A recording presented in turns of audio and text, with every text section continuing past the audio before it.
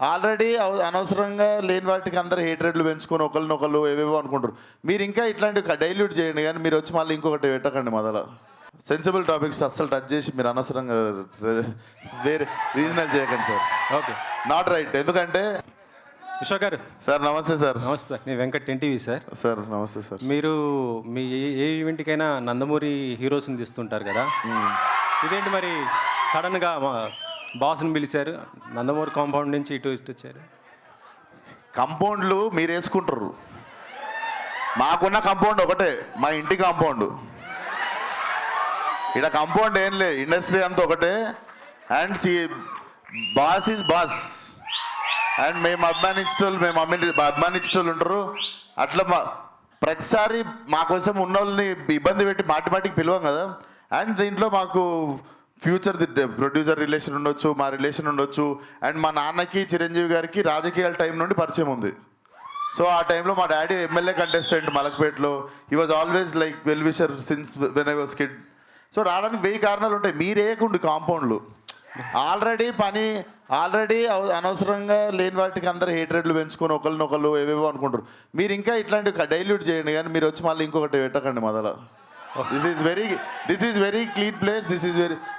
మా అందరం చాలా మంచి ఇంటెన్షన్తో ఒక సినిమాని ప్రమోట్ చేసుకోవడం కానీ, ఫంక్షన్ పిలవడం కానీ చాలా పెద్దరిగా చాలా మర్యాదతో మేము పిలుస్తాం. మీరు వచ్చి దాన్ని మెల్లగా దాంట్లో ఏం ఏకూరు దాంట్లో అంతే. ఓకే సరే, గతంలో రాజేంద్ర ప్రసాద్ గారిది మేడం వచ్చింది, ఎస్ ఆల్రెడీ చూశారు, యాజ్ డీజ్ సేమ్ అలాగా ఉంది. ఇప్పుడు లైలా ఇలా చేస్తున్నారు. దానికి ఇక్కడ థియేటర్లో అంటే ఆ కెమెరాలు వెనక స్పేస్లో ఉన్నోళ్ళలో హార్డ్లీ నాకు తెలిసి 4-5 చూస్తుంటారు. 2 దశాబ్దాలు అయిపోయింది ఆ సినిమా వచ్చి.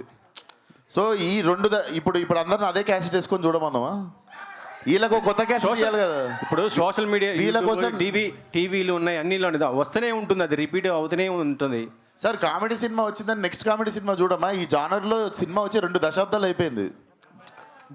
రెఫరెన్స్ మీరు వాడుకున్నారంటున్నాను. రిఫరెన్స్ ఏం వాడలేదు సార్. నేను ఊహ తెలియని టైంలో చూసిన సినిమాలు అవి. బట్ నేను ఈ జనరేషన్కి ఇప్పుడు ఉన్న ఫిల్మ్ మేకింగ్కి కానీ, ఇప్పుడు రైటింగ్కి కానీ, ఇప్పుడు ఉన్నవన్నీ వాడుకొని మేము ఎట్లా చేసినాం అన్నది I wanted to fill this gap అన్నట్టు. తెలుగులో వచ్చి టైం అయిపోయింది సినిమా. కోయి ఈ పాట కొద్దిగా అంటే ఇది ఒక మతానికి వాళ్ళు ప్రేయర్ చేసుకునే దాన్ని మీరు ఇలా వాడటం ఏంటి? అసలు కాదు సార్, అసలు కాదు. మీరు వెళ్ళి రీవిజిట్ చేయండి ఆ వీడియోని. మీరు మాట్లాడిన తప్పైతే మీరు కరెక్ట్ చేసుకోండి. అది డెఫినెట్లీ ఒక సరదాగా మనిషి. అండ్ మాకు డైరెక్ట్లీ ఆ మనిషితో మాట్లాడడం జరిగింది. ఆ మనిషి మాకు మీరు పెట్టుకున్నారు, గుర్తించారు, వీఆర్ వెరీ హ్యాపీ అని చెప్పి ఆ మనిషి మాతో మాట్లాడడం జరిగింది. సెన్సిబుల్ టాపిక్స్ అస్సలు టచ్ చేసి మీరు అనవసరంగా వేరే రీజనల్ చేయకండి సార్. Okay, not right. ఎందుకంటే మనం రెస్పాన్సిబుల్గా ఉన్నామంటే మనం ఫస్ట్ ఆఫ్ ఆల్ ఒకటి బ్యాడ్ జరగడానికి మనము రీజన్ కాకుండా ఉండడమే పెద్ద హెల్ప్. ఆ హెల్ప్ చేయండి చాలు. ఓకే సాహు గారు